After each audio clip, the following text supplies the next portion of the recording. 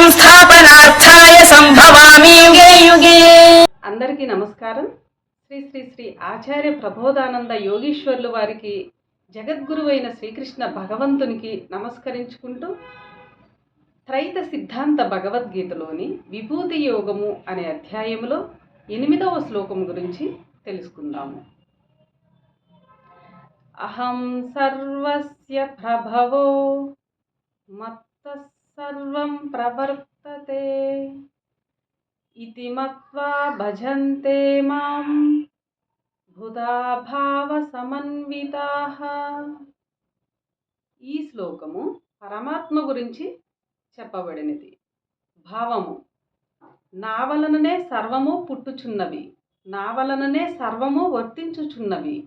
ఈ విషయము తెలిసిన జ్ఞానులు సమన్విత భావముతో నన్ను ఆరాధింతురు.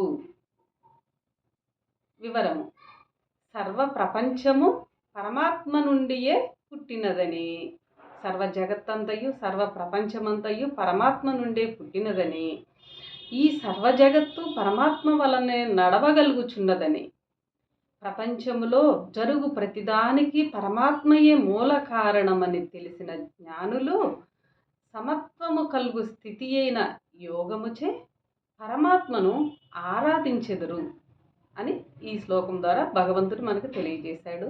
అందరికీ నమస్కారం.